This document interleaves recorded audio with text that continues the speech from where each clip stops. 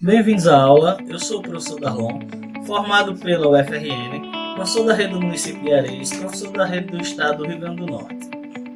O tema da nossa aula de hoje é o capitalismo. O que é o capitalismo? O que é o capitalismo? O capitalismo é um sistema econômico baseado na propriedade privada e na produção e acúmulo de capital. As bases do capitalismo, como eu já falei, estão na propriedade privada, mas está também no domínio do meio de produção. Nós temos aí uma divisão de classes bem distinta.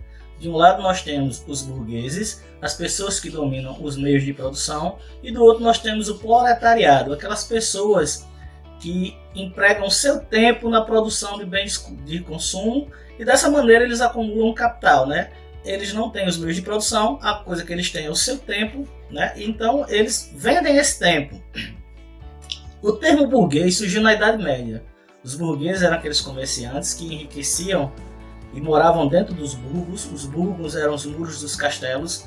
E proletariado vem justamente daqueles camponeses que não tinham nada, eles eram servos, e a única coisa que eles tinham era a sua força de trabalho e a força de trabalho dos seus filhos, ou seja, da sua prole. Isso aí vai desenvolver lá na Revolução Industrial o proletariado ser chamado dos trabalhadores fabris, aquelas pessoas que trabalhavam na fábrica e ali trabalhavam também os seus filhos, né, a sua prole. Então a classe burguesa elas dominam os meios de produção e o proletariado emprega a sua força de trabalho. Nós temos aí uma divisão de classes bem distinta.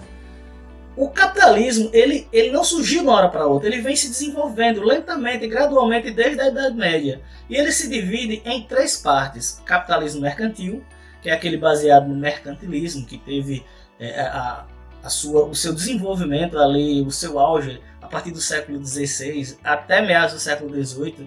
A gente vai ver assim o predomínio do mercantilismo, que é o sistema econômico baseado na exploração das colônias pela metrópole, né? Todos vocês sabem que o Brasil foi colônia de Portugal e o Brasil sofreu pelo sistema mercantilista, né? O Brasil ele era uma colônia de exploração, então aqui se produzia para ser consumido lá fora, aqui se produzia matéria-prima, aqui não se investiu em estrutura industrial. Então o Brasil ele era explorado, ele vivia sob o pacto comercial, só podia comercializar com Portugal. Então a gente vai ter todo esse sistema econômico baseado na exploração dos países colônia pelos países metrópoles. Pois bem, isso aí vai durar até o século XVIII, com o advento da Revolução Francesa e também com o surgimento da Revolução Industrial, né? A mudança nos meios de produção, a mudança da manufatura para a maquinofatura e o surgimento das grandes indústrias. Então vai deixar de existir o capitalismo mercantil? Não, mas vai diminuir e vai surgir agora uma nova forma de produzir capital, que não vai ser mais baseada na terra, né, como era na Idade Média, nos feudos, e nem no comércio, como foi durante o sistema mercantilista, durante as grandes navegações. Agora era baseado na produção industrial, então a gente vai ter o capitalismo industrial, né, o capitalismo fabril. E durante este período, a gente vai ter as ideias predominantes do sistema, do modelo econômico, do liberalismo de Adam Smith, né, que pregava a não intervenção do Estado nos assuntos econômicos, que a economia por si se regulava, né, a lei da oferta e da procura, que todo mundo ouve falar, que na verdade, o que é a lei da oferta e da procura? Quanto mais eu tenho, né, quanto mais eu tenho à disposição, menos essa coisa vale. Quanto menos eu tenho, mais vai gerar o desejo e mais essa coisa vai valer. E essa lei deve se gerir sozinha, né? Quem tem mais paga, quem não tem fica sem. Essa é a lei da oferta e da procura. Pois bem, vai evoluir e ali a partir do meados do século XX, final do século XIX, a gente vai ter o surgimento de uma nova forma capitalista, ou de um novo modelo capitalista, né, que vai ser o capitalismo financeiro. Vai estar baseado não mais nas ideias de Adam Smith, mas na ideia de John Maynard Keynes, né, o keynesianismo. Me perdoe aí se eu errei o nome, Mas o keynesianismo ele diz justamente o contrário do que dizia Adam Smith. Adam Smith dizia que o Estado deveria intervir o menos possível na economia para que se desenvolvesse. E como é que isso se provou errado? Pois bem, em 1929, com a quebra da Bolsa de Nova York, né, a Grande Depressão, você vai ver que os banqueiros, os grandes empresários, eles correram para o Estado, para se socorrer no Estado, para não quebrarem totalmente, para que o Estado viesse injetar dinheiro, né, injetar capital, para que as empresas pudessem recuperar. Ou seja, é muito fácil você ser liberal quando você está em apuros, o Estado vem lhe socorrer. Né? Você vê hoje em dia que para uma pessoa mais pobre conseguir um empréstimo, alguma coisa, é muito difícil. Agora as empresas privadas aí são perdoadas milhões e milhões delas aí. A gente vê o exemplo claro aqui no Brasil, né? Tem dívidas milionárias sendo perdoadas e muitas vezes a gente entra em questões financeiras de uma ajuda social, né? Como no caso do Bolsa Família. Só um exemplo. Mas para que você entenda que é o seguinte, que para o cidadão comum é muito difícil ele ter um empréstimo pessoal. E para as empresas privadas, né? Muitas vezes bilhões e bilhões é perdoadas. E a gente vê, quem é que dá esse perdão? Quem dá esse perdão é o Estado.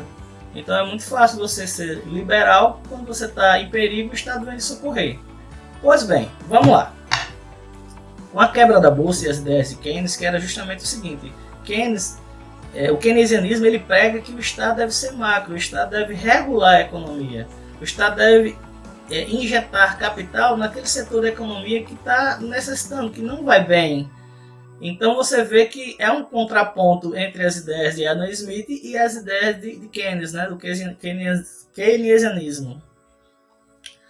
Gente, é importante que vocês percebam que a economia ela continua se desenvolvendo. Né? A partir dos anos 80, começou a surgir uma nova vertente chamada de neoliberalismo, né, que retomava as ideias de Estado mínimo, as ideias de Adam Smith. Claro que hoje com uma visão mais liberal da coisa e mais voltada também um pouco para o social, porque se eu não tiver uma sociedade sadia, eu não vou ter quem produza. Então perde todo mundo, perde o grande empresário e perde o proletariado.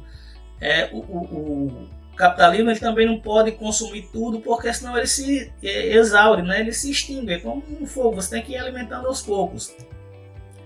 E na atualidade há economistas que defendem que a gente está passando hoje pela fase do capitalismo informacional, que é aquele que é o domínio das informações, o domínio das narrativas, e essas narrativas vão influenciar diretamente no mercado. E que o capitalismo ele vem se adaptando, vem se adequando, e ele não acontece de todas as formas em todos os países, dependendo muito do grau de desenvolvimento desse país. Então o capitalismo, por ser um sistema econômico, ele também é mutável, ele também é adaptável, certo? Então eu quero que fique bem claro que vocês entendam que o capitalismo é um sistema econômico baseado na propriedade privada, no domínio de meios de produção e no acúmulo de capital. Espero que vocês tenham gostado da aula. A gente se vê quando passar essa pandemia, se Deus quiser, certo? E fiquem com Deus e até o próximo vídeo.